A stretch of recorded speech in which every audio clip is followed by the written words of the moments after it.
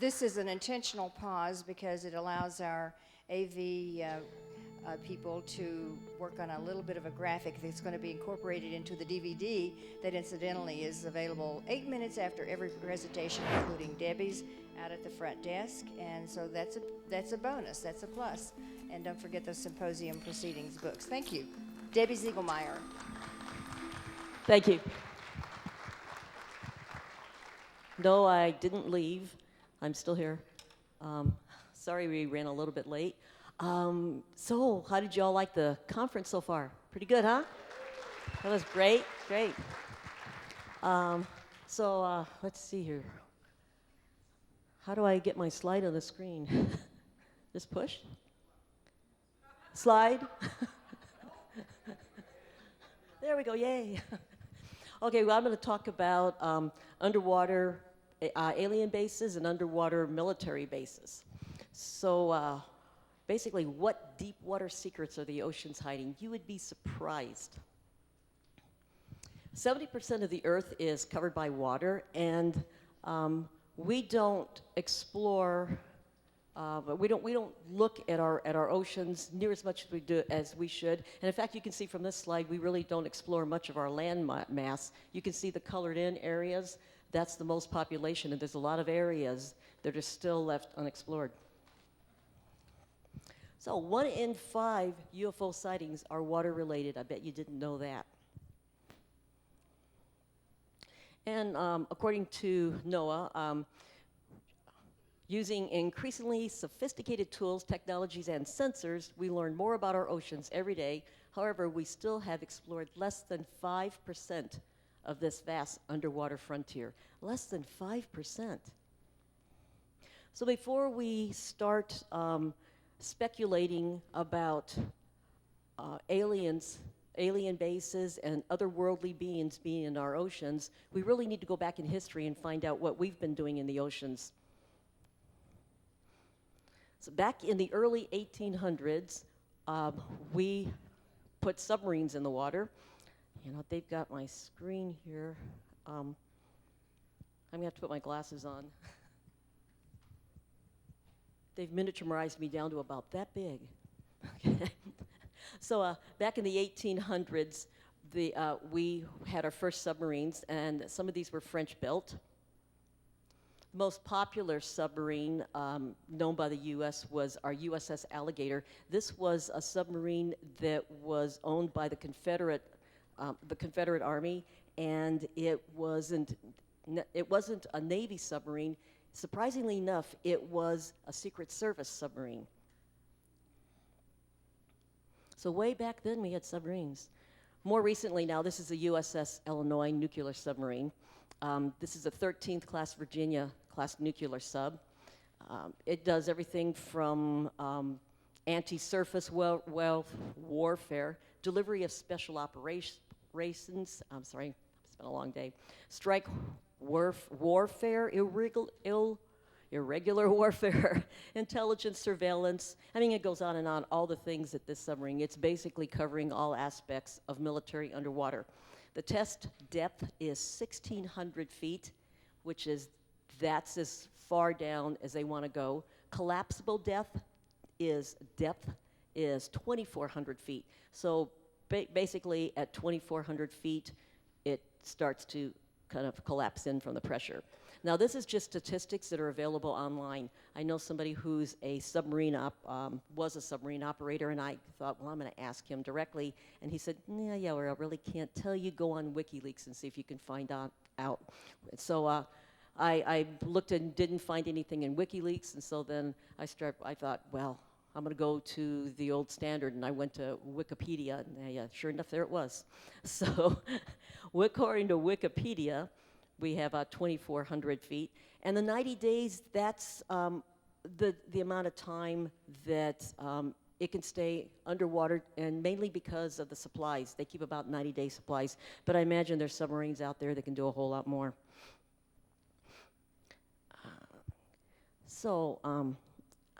Can I have a little help with my screen here? Maybe I might have to read it right off of this. They've got me so miniaturized I can't even see my screen. Is there any way to put this on full screen, or does it have to be? Oh, okay. Okay, so how long have we been underwater? We've been underwater with scientific bases since, again, 1962, okay, with Conshelf 1. Conshelf 1 was manned by Jacques Cousteau. Jacques Cousteau also manned Conshelf 2, which was at about 30 feet deep. And then later on, they went to Conshelf 3, and Conshelf 3 went on to present-day Aquarius. Nope, can't get me any bigger.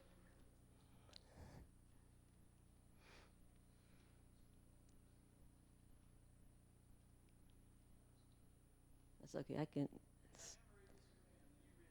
Oh, I know. I can't, it's like my picture's like this big. That's a little bit bigger? Okay. Yeah, I might have to actually read it off of the screen. Okay, so we're back up here. Okay, let's see. So I already told you about that. Oh, the longest that Jacques Cousteau Sr. stayed down was 30 days. Later on, his son, Jacques Cousteau Jr., tried to break his dad's record. He did break it by 1 day. So we've had underwater laboratories since 1962. And this is Aquarius. Aquarius is currently in Key Largo. This one, it was kind of funny. We ran across this. This is 60 miles out. I'm sorry. It's 8 miles out. I can't read my writing here, but 8 miles out. It's 60 feet deep, and it's used to do underwater research. So they'll stay under there for a couple weeks. They stay in the laboratory, and then the divers go out and to do their research, and then they come back. And we happened to run across this one day when we were on our boat. We were looking for a place to dive. My husband and I used to have a condo in the Keys, so we took our boat out, and we were trying to find a reef that was out there, and then we heard that there was a wreck. And he said, "There's a sign, go, get closer and closer, see if you can see what that sign is." So I said, "Well, closer, closer, I can't see it." Well, finally we got up to it, and it said, Aquarius, Underwater Laboratory, don't get within 500 feet. So we thought, oh no. So we started backing up here, because we thought, well, there could be divers right underneath us, so we slowly got away from it. So it's fairly easy to find if you know the Florida Keys at all. So alongside, just not too far from, I guess, let's see, from where our condo was actually, but this is right at mile marker 100 was a little underwater hotel. So this couple here, and they actually weren't a couple, they were a professor and his student. They stayed underwater for, how many days did that say there? I can't see it. 73 days, 2 hours, 34 minutes. The interesting part was that they did that to see how long they could stay underwater. This thing is just in a little cove area, and they were staying underwater. I guess they were going out into the ocean and then coming back and trying to break a record for staying underwater in a little hotel, except this hotel is $850 a night, so I'm still trying to wonder who was footing the bill for this.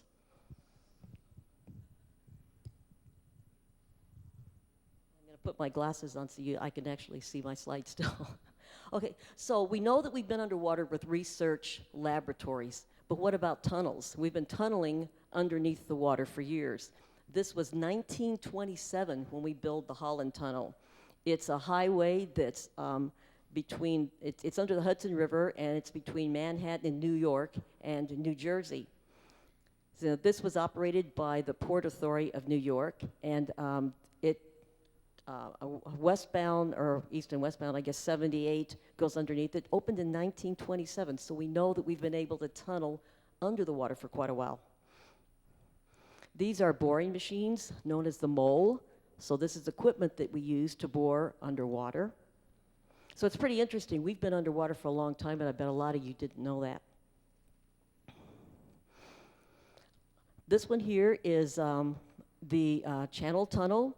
This was built in November 14th, 1994. It's 31.35 mile rail tunnel. This is between France and the United Kingdom. So this is at its lowest point, it's 250 feet deep below the seabed. So they've dug down, we have dug down 250 feet below the water level. This is the longest undersea portion of any tunnel in the world. And there is, although there is a tunnel in Japan that runs under the water, but it starts more at land and then goes to more land, but this is the longest undersea tunnel. So how many of you knew about James Cameron, right, in the Mariana Trench? James Cameron basically he went down, but his crew got him down to a depth of 35,756 feet deep on March 27th, 2012. Really cold and really dark down there. This was verified by the members of the National Geographic expedition, and they have confirmed this depth. So what he did was he just took this tube and just went straight down this trench, down at pressure depth. So it doesn't mean that we can spend any amount of time down there. He just went down and pretty much just came back up.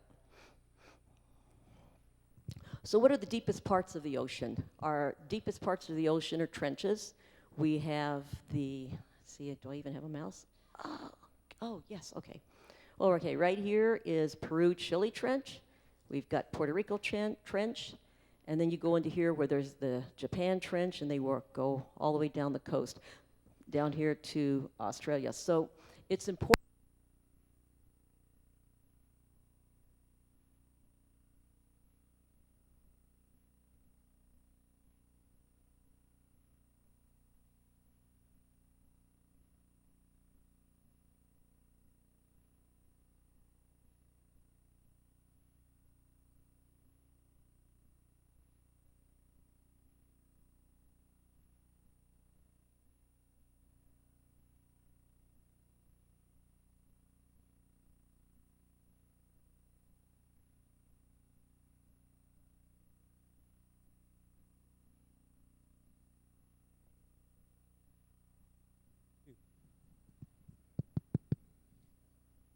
Sincere apologies, audience, and Debbie.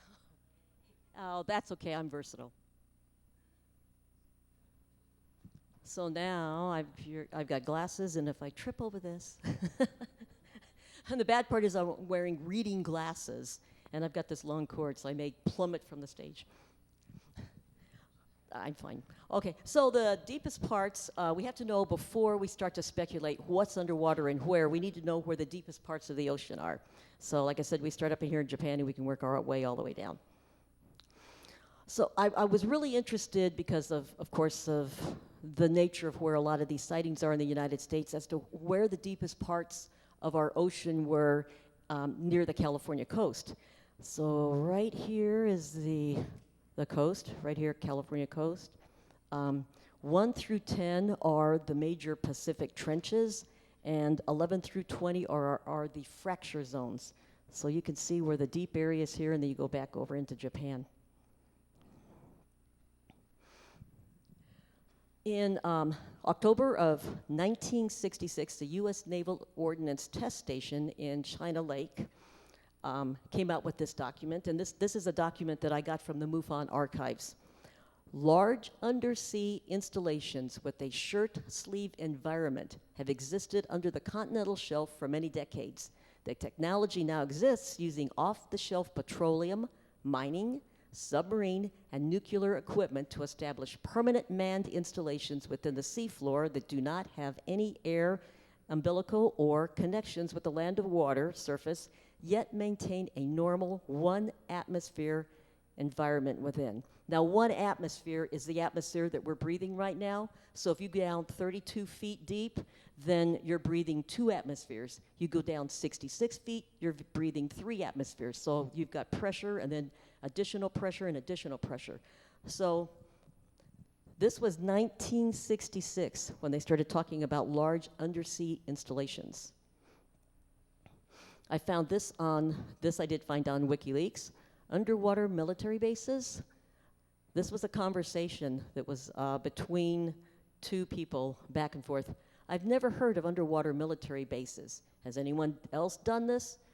Brazil's evaluating a plan to build an underwater base to protect its offshore carbohydrate deposits, according to January 13th, 2011 reports.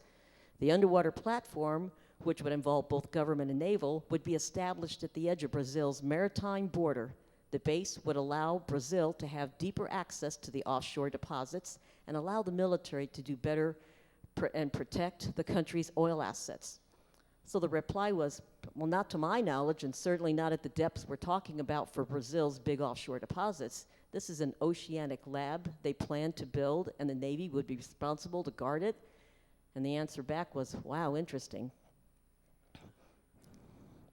So discussion into undersea and in-bottom military bases began decades ago. In the 1968, the Stanford Research Institute discussed this construction of dozens of undersea bases. This study was entitled Feasibility of Manned In-Bottom Bases.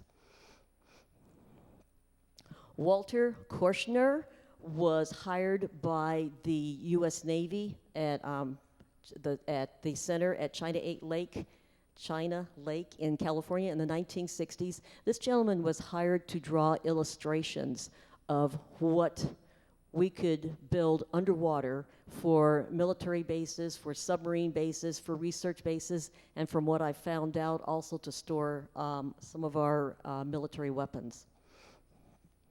So who's going to be building these?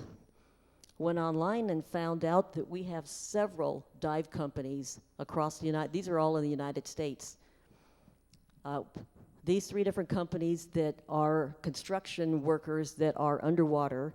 They do Navy contractors, underwater construction, nuclear power, chemical plants, pipes, tunnels. So they work for the government. This one here at the bottom, it has locations on the East Coast, West Coast, Hawaii, Virginia, Asia, Singapore, Gibraltar, the Middle East. So now we know that we have underwater research facilities. We've built tunnels underwater. We had submarines from the early 1800s. Here's the people that are building these. So I thought, well, I need to go to researchers now and find out who has researched what and for how long. I started looking into research, different books, and there's a lot of research on this subject. I found Richard Sauter in his book, Hidden in Plain Sight, and his conclusions were really pretty interesting. Number 1, there are many secret underground and probable undersea bases and tunnels. They can be impressively large and surprisingly deep. They contain very sophisticated technology. Many thousands of people are involved in construction, operating and maintaining these facilities. They're located all over the world. Aliens are probably involved in some, or maybe many of the underground and undersea bases. High-speed tunnel shuttle train systems probably do exist. Well, we know that from the one between France and England. And we, the people of the planet, are being massively lied to by our so-called leaders. So what do we got? What do we know that we are capable of as humans? We know pressure at depth is something that we have a problem with. This is my son-in-law, Roger, right here. And I was taking the picture. We were descending down to 120 feet, and this is right at about 100 feet. So you can see from the circles here, as you go down deeper and deeper, there's the size of this ball, and it compresses smaller and smaller and smaller as you go down. The vacuum of space is the absolute opposite. We have a vacuum, so instead of the pressure squeezing you down and down and down, instead you have to be in a pressurized environment or you'll explode. So I started looking at some other researchers. Carl Feit, in his book UFOs and Water, under the chapter Physical Influences of a UFO on Water. What are humans? What are the human limits? The surface of any body of water is the physical boundary between air and water, a boundary not yet mastered by modern technology. And I read that slowly because you can see what happened to the plane. Now, a lot of us have seen videos and we've seen pictures of UFOs coming in and out of the water with ease. We know at this point, as far as we know, and maybe we have some government projects out there that we don't know about, but as far as we know, if a plane hits the water, it's not pretty. What are extraterrestrials capable of? Well, he believes that it's possible that underwater UFOs, while moving submerged, never come into contact with the water surrounding them because of the surrounding magnetic field. Well, that would make sense because you've got an object that's coming from space and it's entering the water with ease. It's moving through the water with ease, sometimes at very high speeds. So the water isn't as much of a barrier as it is for us as humans. Speculation. In flight, the surrounding air moves along with the UFO, accounting for the absence of sonic booms at high speed. It's possible that water behaves similarly, and this lack of friction explains why the craft can perform as well or better underwater than a submarine. Is the UFO powerful magnetic propulsion field polarizing the water vapor on the area's surface, causing it to form a fog or mist? Well, you know, what I was wondering is, what do we have underwater? It's H2O.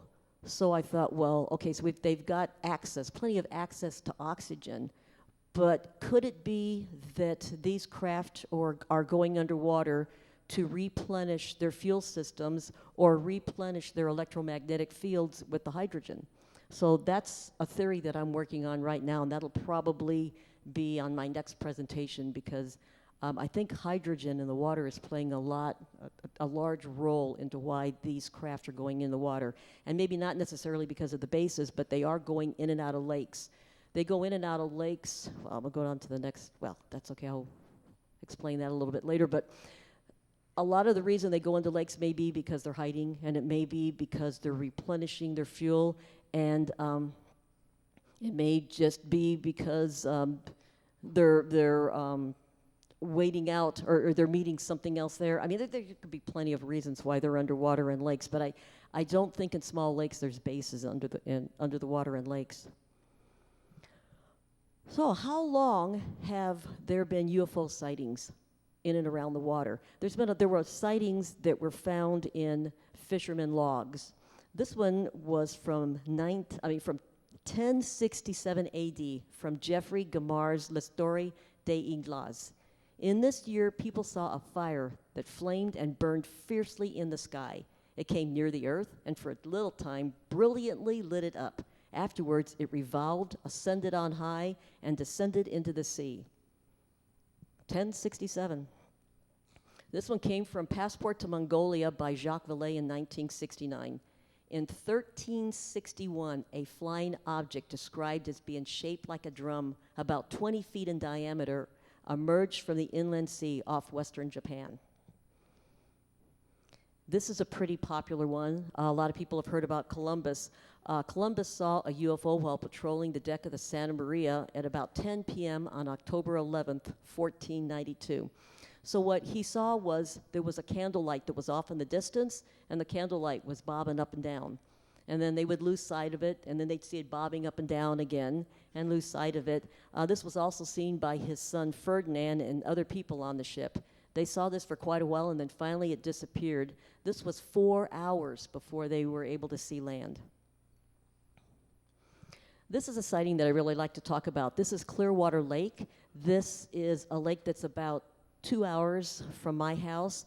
This was involved in the 1970s UFO flap of Piedmont. So Clearwater Lake is not too far from Piedmont, and if you ever do any research on UFO flaps, one of the largest UFO flaps was between 1973 and 1978 in the state of Missouri, down off the 37-degree parallel line in Piedmont, Missouri, and in and around Clearwater Lake.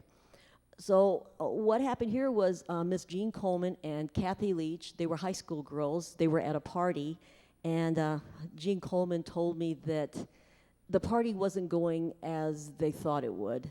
They were very nice young ladies, and the party took kind of an ugly turn with some drinking and some other carrying on. So she and her friend decided that they were just going to go home. They were coming back toward Piedmont. They went across Clearwater Dam, and there was this large craft that was hovering right over the top of the water, right near the dam. And she said the lights would get really bright, and then they would dim, and they lost sight of the object. And then they would get really bright again and dim, and this went on for a couple minutes. They stopped on the dam to watch, and then they got a little bit scared, and they took off. This was also collaborated by one of the park rangers on the opposite side of the lake in the spillway where they have the campgrounds. And he said that not only he, but some of the other people that were camping there had seen something that was traveling underneath the water for a while, and then it shot out of the water and went up into the sky. Now, I don't think that there's an alien base under there, but I think this might be one of those cases where, since it was hovering over the water, it might have been maybe replenishing something. Whatever it was over the top of the water, like I said, maybe replenishing something, maybe getting, maybe cooling. March, that it's pretty cool in March. Maybe they just needed the cold from the water to cool off something. It's hard to tell what they were doing over the top of the water at that time, but they did eventually go in and go back out. So Catalina Island. I know we have some California people here. Catalina Island is 20 miles off the mainland. It's 21 miles long and 8 miles at its widest point. Catalina Island is off Southern California, off the Southern California coast. The depths there of the water reach about 3,000 feet. There's been a lot of sightings in the Catalina Island area. So we're going to go back and start with one of the first ones, which was in 1947. The first California underwater UFO was spotted on July 7th, 1947, when two San Rafael teenagers saw a flat, glistening object emerge from the water, fly around, and then dive back into the water 400 yards away. And then again on July 8th, 1947, that was the same day that the Roswell Daily Record reported the UFO crash in Roswell. That same day in the Catalina Islander, there was a report of an alleged sighting by 3 visiting Army veterans of 6 flying discs traveling at high speed from the northeast and passing directly over Avalon before disappearing over the East Peak. On January 26, 1980, a pilot named Noah Felice claimed that a UFO on top of the water shot a beam of yellow light at his small plane, causing it to crash. This resulted in severe injuries to himself and the death of his cousin Mark. So this is off Rippers Cove, Catalina Island. And these are some pictures that were actually taken and submitted of UFOs off Catalina Island. Also again, Catalina Island, June 14th, 1992. On this day, there were reportedly hundreds of USOs, which is underwater submergible object, observed rising from the water. Independent witnesses claimed that there were in excess of 200 USOs that emerged from the water. They hovered momentarily before accelerating off into the sky at a blistering speed, all while in complete silence. Now, this wasn't just one group of, let's say, tourists. These were reported by surfers. They were reported by police officers, by the lifeguards, by tourists, by locals. 200 sightings. So, what is it about the area that makes this so interesting, and what about is it about the area that makes it a good place for these craft and possibly our military to hide? Well, the Pacific Ocean is the largest and deepest ocean basin on the Earth, covering more than 60 million square miles, averaging a depth of 13,000 feet, and it's at 35,797 feet, or 6.77 miles at its deepest. It covers more than 30% of the Earth's surface. The Pacific Ocean is the largest water mass on the planet. I like this picture here. There's been a lot of controversy about some of the things that you can find on Google Earth. I went along Google Earth and started going along all the coastlines trying to see if I could find any type of object that might look like an underwater military base. There was one that was found off Malibu that I believe was debunked. If you noticed here, there's a line that goes along here, kind of hooks, lines around here, something else here. So what experts are saying is that these are some kind of anomaly that's caused by the equipment they use to take these pictures, except for the fact that I found a lot of these and I haven't found any 2 of them that are alike. So with all the talk about the Russians, I mean, that's all you hear about in the news anymore, Russia, Russia, Russia. I thought, what's going on in Russia? I was surprised to find a Russian book on UFO sightings. And these are a couple pictures that I also found that are UFOs. This came from the Russian UFO investigating website. These are actual pictures of UFOs that were taken over the water near Russia. Okay, whoop, there we go. Wait a minute, I think I have to go back one. Okay, wait a minute. Return? Oh, I'm going in the wrong direction. How do I go back? I can't find the back arrow. Let's see, return, shift. How about, okay, there we go. I'm going the wrong direction here. There we go. I found it. Okay. Sorry, it's not my computer. Vladimir Azhaza, he's the Russian ufologist. He said, I think about underwater bases and say, why not? Nothing should be discarded. Skepticism is the easiest way. Believe nothing, do nothing. People rarely visit great depths, so it's very possible to analyze what they encounter there. Russia has a ufology research center. So this report came from the research center. In August of 1965, a crew of the steamship Raduga, while navigating in the Red Sea, observed an unusual phenomenon. At about 2 miles away, a fiery spear dashed out from the water, from under the water, hovered over the surface of the sea, illuminating it. The spear was 60 meters in diameter. It hovered above the sea at an altitude of 150 meters. Then a giant pillar of water rose as the spear emerged from the sea and collapsed some moments later. So if you're not really familiar with where the Red Sea is, this is the Red Sea. And right here you got Egypt, Sudan, Saudi Arabia, Yemen. This is another report that came in December of 1977, not far from the Novi Gori Island. The crew of the fishing trawler Velisey Kislev also observed something quite extraordinary. Rising vertical from under the water was a donut-shaped object. Its diameter was between 300 and 500 meters. It hovered at the altitude of 4 to 5 kilometers. The trawler's radar station was immediately rendered inoperative. So now we got some EMF effect. The object hovered over the area for 3 hours, and then it disappeared instantly. And this is the trawler. I found a picture of the trawler, and this is a picture that was submitted along with this report. Lake Baikal. People often report UFO encounters in this Russian lake. It's the deepest fresh water body in the world. Fishermen tell of powerful lights coming from the deep and objects flying up from the water. This lake here is 4,900 feet deep. It's credited with holding over 20% of the planet's fresh water and harbors more indigenous species of flora and fauna than any other lake on the face of the earth, including numerous fish species that are found nowhere else.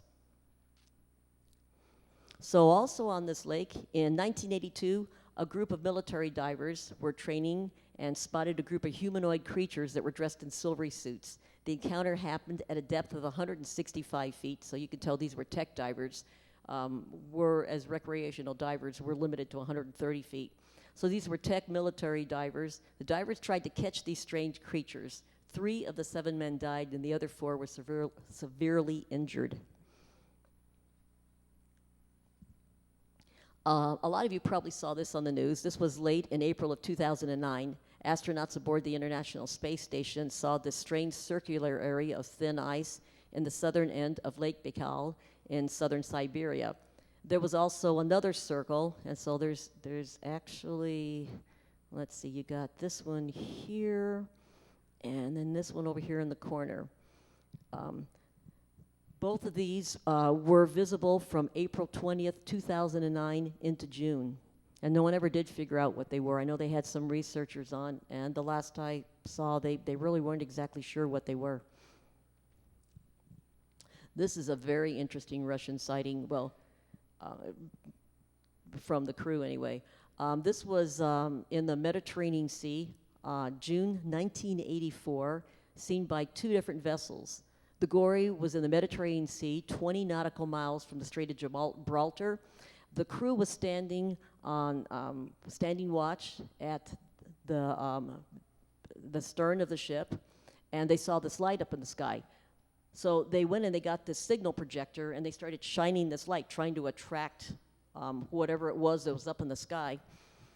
In the meantime, the object then, it started to move, and they said it was gray, and that the top part was moving in one direction, and it was kind of like discs, semi-discs, and the bottom part was moving in a different direction. And they said the lower part of the disc had numerous bead-like lights.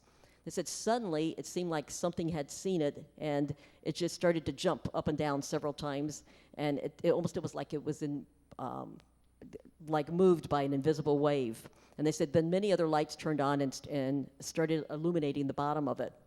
Well, what caught its attention was it was distracted by another ship that was approaching at the port side. It was an Arab dry cargo ship on its way to Greece. The Arabs confirmed that the object hovered over their ship, and a minute and a half later, the object changed its flight trajectory, listed to the right, gained speed, and ascended rapidly out of sight. So this same thing was seen by two different ships. Guantanamo Bay, Cuba. What's in Guantanamo Bay, Cuba? Well, we know that there's a military base there, but we also have the Cayman Trench. This is also called the Bartlett Deep Submarine Trench, and it's on the ocean floor between the Caribbean Sea and Jamaica. This relatively narrow trench, it's at a depth of 25,216 feet, and it's the deepest point in the Caribbean Sea. This is MUFON case 74794. Between 1968 and 1969 in Guantanamo Bay, Cuba. This gentleman said that he was a Marine on fence line duty. All of the Marines were amazed at the amount of UFO activity over and around the base. Virtually every night, UFOs were flying overhead with altitudes of less than 300 feet. They said most of these UFOs were approximately 50 to 100 feet across, but to the naked eye, they said they looked kind of dullish, kind of like a dullish gray. This one guard said that he would stand at the south side of the base, and he said he was witnessing these things coming in and out of the water all the time. Puerto Rico is one of the most active places for underwater UFO sightings and for sightings of UFOs over and around the water.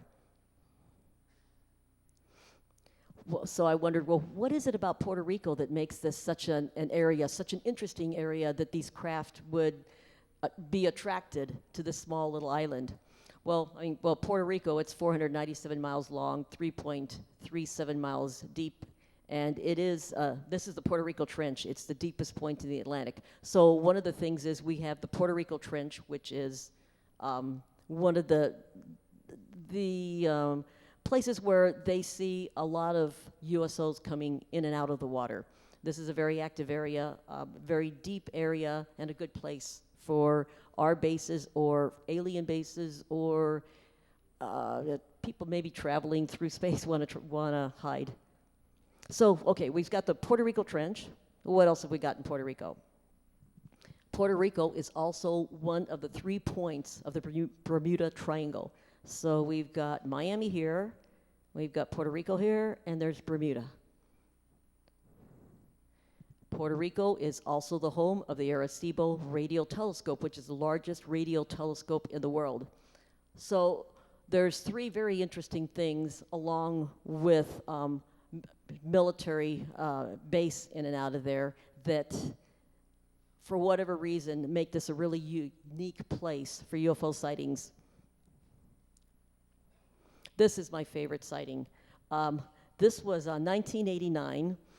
This was a fisherman who he was a fisherman who was also a skin diver. So when he went fishing, he always carried his snorkel, fins, and mask with him.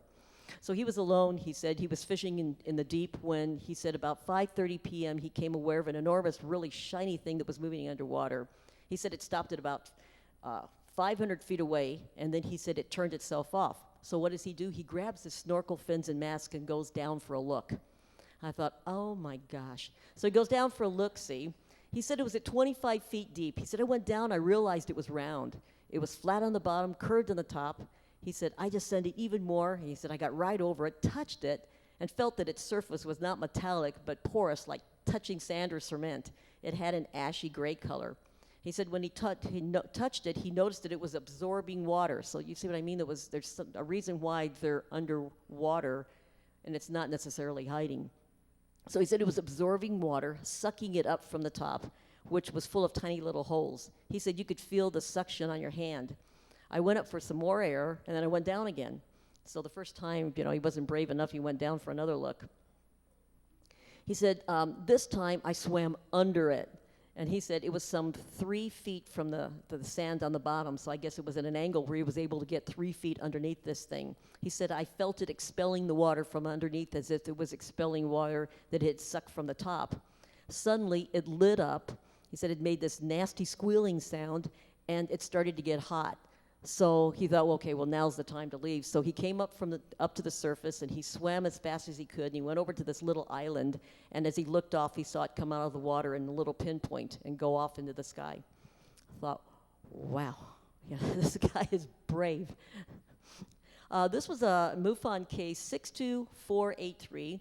This was a report from a man. He took this picture. He was on a cruise ship, and he was on the coast right off of Puerto Rico. So you've got a little item here, and it's blown up bigger there. And I believe the final result of this one was unknown. This was a report that was done at the MUFON Symposium last year. This was April 26, 2013 in Puerto Rico. This was a video that was reported by Customs and the Border Protection. Over 3 minutes of video was recorded. It was investigated by the SCU Scientific Coalition for Ufology. The video was shot from a helicopter at Rafael Hernandez International Airport. So this object, what it was doing was it was moving across the airport, and the video that they have showed this object, and it was kind of like circling around and moving low across the airport. Then it went into the water, and all this was being taped. Went into the water, and when it came out, you can see here, it came out 2 different objects. I've had people ask me if they thought that maybe it split. I'm thinking it probably met up with something else. I just don't see where something would have moved around like that and then just split in half and come out of the water.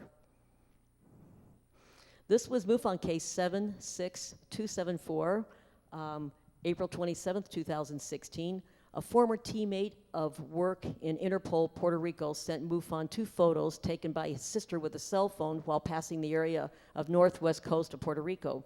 The witness reported that when taking the pictures off the coastal area, the images were not on the pictures, but then she said right after that, she took a look at the camera and saw them on there. They were sent to Robert Powell, who at the time was the director of research for MUFON for analysis, and the final analysis was disposition unknown. This is another one in Puerto Rico, case 80879, object October 1st, 2016. The object seemed to be saucer-shaped. It's tilted relative to the vertical axis by approximately 45 degrees. In the image, the left side is seen lower. The object appears to have on the top a very bright dome in the middle. The light of the dome appears to illuminate, this light appears to illuminate from it and not just reflect from the sun. So this is a picture of it. Looks like it's illuminating from here. The bottom of the object is observed to be very dark, of particular interest, observed by concentric halo around the object. So this is it up here, and then they've blown it up down there.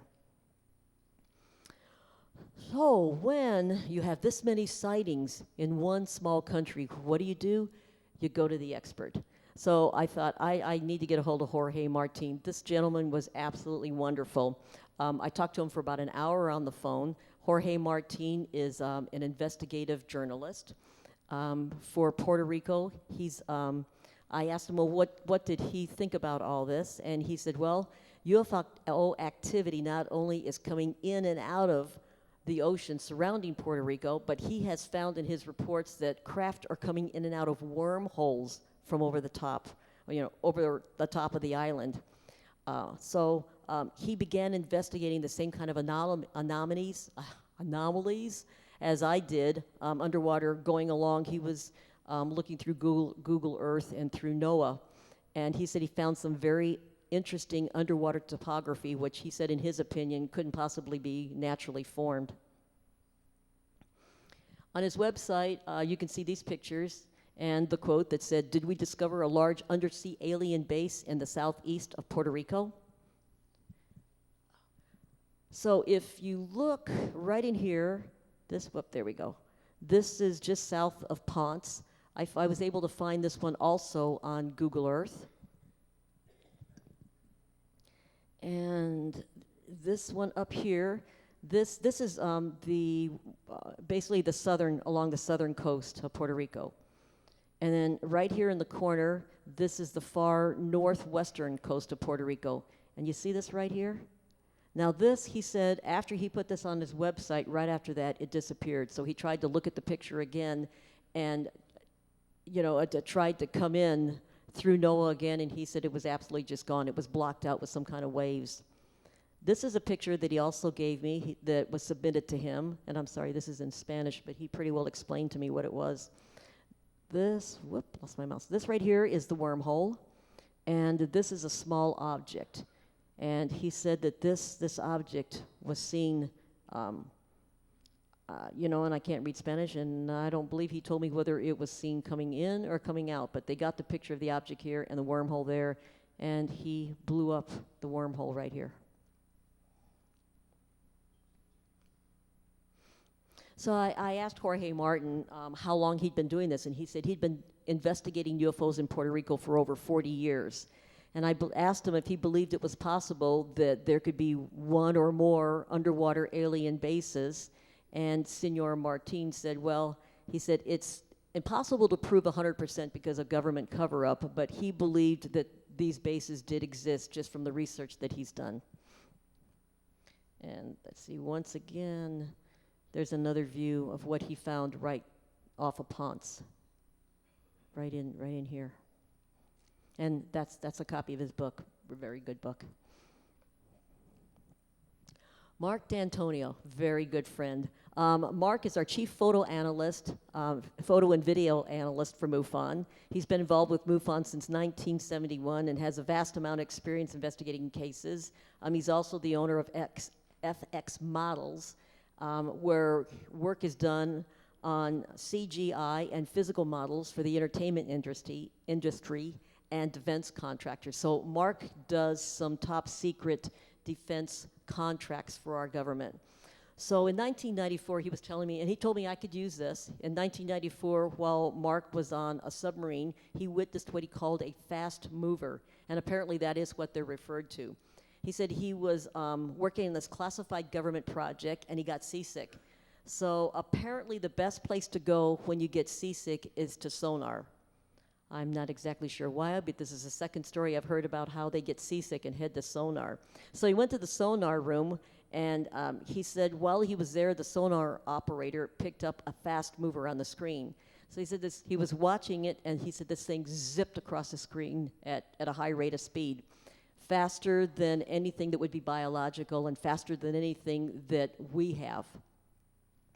So the sonar operator talked to the XO, executive officer, and asked him what he should do. He said, XO, I just saw this thing zip across the screen. And he said, log it and store it.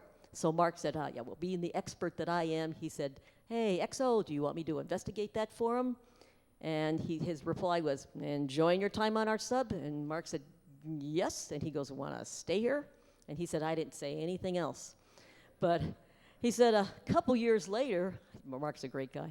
He said a couple years later he was at a dinner party, and there were some military people there, and there was an admiral and his wife. So he thought, oh, great opportunity. So he went up to the admiral, and he said, so what about this fast mover project? And he said the admiral looked at him and said, well, I can't talk about that, and just kind of walked away. I also have a gentleman that comes to my local MUFON meetings who was also on a submarine and told me pretty much the same story, that he would get seasick sometimes, and he would go over to sonar and sit there and talk to the sonar operator, and one of these things zipped by at a high rate of speed, and he said, what was that? And the guy in sonar looked at him and said, you didn't see anything. So apparently these things are called fast movers. So we know we have things going underwater at a fast rate of speed. So I thought, what about people that are abducted? This is, and I don't really have time to get into the story too much, but you can look this up online. Linda Porter, she claimed to have been abducted by aliens at age 15 and taken to an underwater alien base off the coast of California near Santa Barbara. This is another abductee that I found, Filberto Cardenas. On July 3rd, 1979, he claimed to be abducted from a highway outside of Hialeah, Florida, with his family. And I think what happened was his car broke down, and he was working on his car, and then he was just gone, and then he was just back. So this gentleman was, he said he was taken to and shown an underwater base that aliens maintain near Miami. And I believe what it was he started walking for help. And as he left the car that was broke down and left his family there, and he was walking to try and find some help, he was taken to this base, this underwater base. This book, UFO, USOs, and Extraterrestrials of the Sea by Maximilien de Lafayette. I found this book, chapter 10. He's got over 1,100 reports of water-related sightings worldwide between 1067 and 2007. So there's a lot of reports out there. Well, what about bases? You'd be surprised how many of our military bases are proud of their military bases, and they have their own websites. I found this website, the Atlantic Undersea Test and Evaluation Center. This is in Andros Island off of the Bahamas. This is the U.S. Navy's Undersea Test and Evaluation Center, and it's an instrumental laboratory that performs intricate three-dimensional hydrospace, aerospace trajectory measurements and conducts undersea simulated warfare. Its vital mission is to assist in establishing and maintaining a Navy ability of the United States through testing, evaluation, and underwater research. It covers 1 square mile of land, and it comprises 1,670 square miles of the surrounding Caribbean. So this base is pretty well claimed 1,670 square miles of water all around it. It's like its own little territory. This base is an ultra top secret caliber security, and this base and in around this area, there have been strange craft that resemble UFOs that have been coming in and out of the water. This is another base that Mark D'Antonia had put me onto. Mark said that he was doing, working on an underwater security project at this base, and he said, "You know about this base in Idaho?" And I said, "No, not really." He said, "Look it up online." So he knows this exists. He was actually working there. This is the Navy's most vital and secretive submarine base, and it's in Idaho. These are all submarines in a lake in Idaho. And I looked to see if there were reports of UFOs that were coming in and out of the lake, because Mark said he thought there had been. I really didn't find a lot of those, but I found a whole lot of sightings of river monster. So I imagine when these submarines are going by in the lake, people think that they have their own Loch Ness monster, and it's submarines. The base is a Navy's Acoustic Research Detachment, at ARD, at Bayview, Idaho. It's 375 miles from the ocean and the Navy's Lower Key Surface Area 51. It's located in Lake Pend Oriel. It's, Pardon?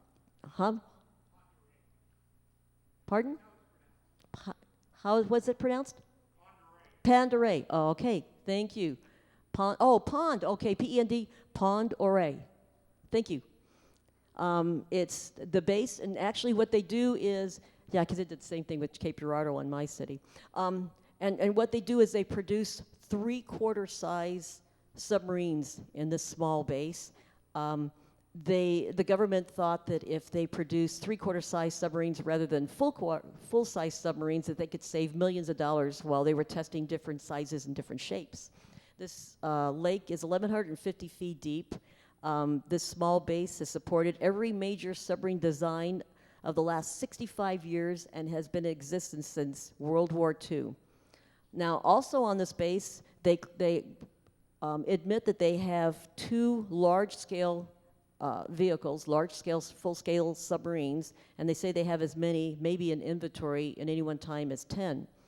So I started wondering, and I went on Google Earth and I did a Bing search and everything else, and there isn't a lake, a river that goes anywhere into any mass body of water from this lake. So you've got this lake that's been in existence for 65 years, and right there on the lake, they claim that they have a little place where they are building some of the mini subs. They never really said anything on their website, which they do have a website, about any of the larger subs that are in there. And then they didn't really mention what happens to these subs when they're all finished with them. So if they're building these subs, there's either a whole lot of subs that are just sunken reef, natural or man-made reefs on the bottom of this, or they're getting them in and out of here. Now, if they're already saving money and building three-quarter size, I really can't imagine that after they got done, they would just sink them. So, and what about the large size? So it got me to think about that. This is 375 miles from the ocean with no constant river going from this lake out to the ocean or to the Great Lakes or going to anywhere else. So I did a little bit of research on it, and it seems the consensus is that there's some kind of an under-basin riverway tunnel system. So there's submarines that are coming in and out from the ocean, and this has been going on at least for 65 years. This is Yulin, and if I've got that wrong, please correct me. Naval base in China. It's a naval base for nuclear submarines along the southern coast of the Haiyan Island, People's Republic of China. This underground base has been reported by several intelligence agencies, especially Indian agencies. These images were collected by the Federation of American Scientists in February of 2008, and they show that China Lake construction is a large-scale underground base, and this is for their naval forces. This is, we've all heard about this on the news. China is building military facilities in the South China Sea. Now, what I found doing my research is people, not necessarily people, three major players, China, Russia, and the United States, are now starting to water grab. You know, there's only so much land on Earth that you can grab, but now they're starting to take claim to our waterways. And I started to wonder, well, why? Well, if you think about it, anything that you have on the surface, we've got all these satellites overhead now, so the satellites are going to be able to see everything that we do. But everything that you put underwater is pretty well masked. So China is building some facilities in the South China Sea. Russia has decided they're going to take claim to the Arctic with Trefoil Base. This, they call it the Arctic Shamrock. It's 1,400 square mile, three-point base. It's Russia's most northern permanent installation, which will house 150 personnel and host air defense units. Russia is also paying serious political attention to stalking its claim for the resources beneath the Arctic. It submitted a claim to the UN that 460,000 square miles of ocean floor should be considered its territory. 460,000 miles. What do they need that much water for? The Antarctic has been on the news a lot lately, too. Julian Assange has made some comments about his releasing of his UFO-related documents that he's leaked. In some of these, I found a lot of talk about it. This one I couldn't find exactly. There's thousands and thousands and thousands, but a lot of people make reference to the one that it was an all-out alert that was issued by the Air Force Space Command after the emergence of a large fleet of airborne unidentified objects from the floor of the southern seas of the Antarctic on June 10th, 2004.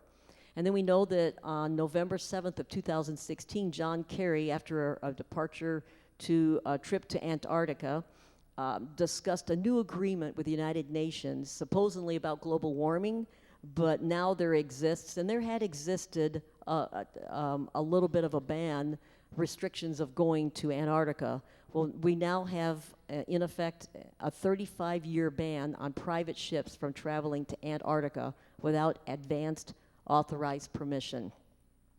So I was wondering about this ban. So is this ban to cover up what? There's a lot of controversy on whether or not there are underwater human bases, alien bases, shared human and alien bases. These pictures here were released by WikiLeaks. And if you look up here, there's some kind of an object right here. And this I'm not real sure of. There's kind of a glow there. I know I've been to a glacier. I've been to Glacier Bay, and sometimes with the sunlight it glows. It's not a really good picture. You can see the sun here, and that might be a reflection. But they made mention that they thought that was an interesting area. But definitely this one is. And these, like I said, were released on October 18th, 2016 by WikiLeaks. So what have we got? After all of this, possible underwater military and or alien bases. So the Pacific Ocean, we know that there's some type of bases in Alaska, Catalina Channel Islands, Hawaii, Long Beach, Monterey, Moonless Mountains, Puget Sound region off of the Pacific Northwest, San Diego and Channel Islands, South China Sea. What I've done here, Atlantic, and what I've done here is, you can see and read all of these, the activity that we're having, and I'm sure there are a lot of underwater bases, military bases, our military and other militaries' bases that I just didn't have time to find yet. So I was kind of a last-minute speaker. I had 3 months to research all of this, so forgive me. And I was told I had limited time and I had to cut a lot of slides too. So the ones highlighted in red is where we have a lot of activity. If in fact we do have underwater alien facilities, there would definitely be something in the Catalina Island area along Moonless Mountain. That would be the best possibility for whatever's in the Pacific Ocean. The Atlantic Ocean, there's been a lot of activity around Andros Island near the Bahamas, Guantanamo Bay, and Puerto Rico. Now, this one could or could not be shared by U.S. and alien entities, could or could not. But we know for sure that in the Atlantic Ocean, something in the vicinity of Puerto Rico, Guantanamo Bay, something in that area, there is some type of facility that's got multiple alien UFO sightings coming in and out. So there's a lot of activity there, and that would be one of the best possibilities for some type of an underwater alien base. Antarctica, we've heard so many stories about Antarctica. I didn't have time to even touch the surface on that. I believe there is something there, and I believe they've been hiding there for a long time. I think I got just a few more minutes here. I had the opportunity about 15 years ago. There was a friend that I have that showed me a photo. I was in Colorado at the time, and he said, "Look what I found online." And he had one of those old, I guess it's like a scope. It's one of the old antique picture viewers, and he had this tin picture at the end of it, and then there was this long tube, and then he had a handle, and then you look through this little view piece. And the picture was of Admiral, oh my gosh, it just went right out of my head. I'm sorry, say it again. Admiral Byrd, thank you. It's been a long weekend. Admiral Byrd, it was Admiral Byrd's expedition. And there was the expedition. There were some of the facilities that they had put up. There were these domed areas, and there was a picture of 2 UFOs in the sky overhead. Now, you can find the same picture in books, and I think there's a picture of a history of Admiral Byrd's expeditions with this picture in it, and they have photoshopped those 2 UFOs out. I saw the original picture, and I still know the gentleman that has it. So we know in Antarctica, there's been things going on for a very long time. I believe there's something more than just coincidence in the Baltic Sea.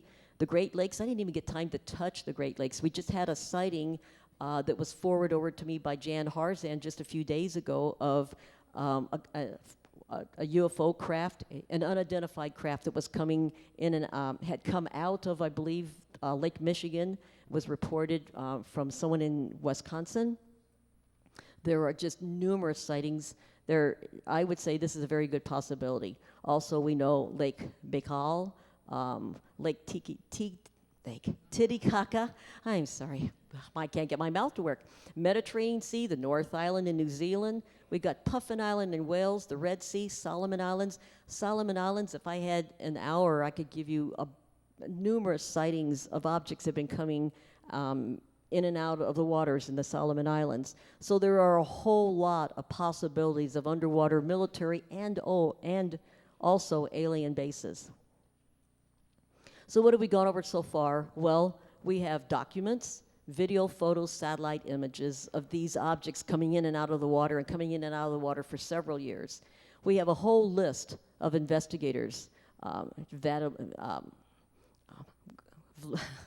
sorry, my mouth quit working. Vladimir Azhaja, Carl Feit, Maximilian Lafayette, Jorge Martin, Philip Manto, Virgil Sanchez, or Seiko, and Wendell Stevens, Ian Sanderson, Richard Sonder, Paul Stonehill, and me. I have to include me. But there's even more, but these are all people who have done years and years and years of research on underwater UFO activity and UFO activity above and around water. So we have a lot of research on the subject. We have witness accounts, we have investigator reports, and we have the known existence of underwater human military bases from several different countries. So what have we got? We have human technology versus advanced alien technology. That makes a very strong case for the existence of underwater alien bases on our planet, because if you look at what we have done, and especially if you've listened to the other speakers this weekend, and you know what we as humans are capable of, and then you also realize that we've been visited on this planet for centuries, and we have documentation of sightings in and around the water as far back as 1067, then the conclusion would be that, of course, if we have underwater military facilities, of course they do. They have to. With all the activity coming out, I don't have a doubt in the world. So I don't know where we are for time, but this is Glacier Bay, so you see what I mean about how the blue snow, or I guess the blue ice is lit up. Do I have time for questions, or I can take my glasses off now and I can see you.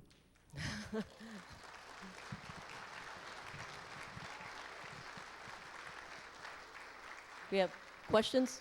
Should I put the microphone back? Ow. Questions, come up to this mic, please. Oh, you got it? Ow. And how are we for time?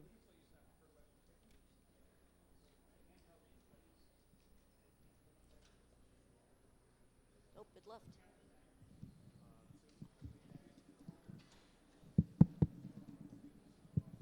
Debbie, What? Oh, there Yeah. you are. Sorry. Debbie, thank you for your outstanding presentation. When you. you have such a well-documented and researched topic, it's an enjoyment to listen to such a presentation. Oh, thank you. I'm sorry we had some technical difficulties. I apologize. I don't buy many of these videos. I've been to a number of conferences, but I'm sure as hell going to buy yours. Oh, thank you.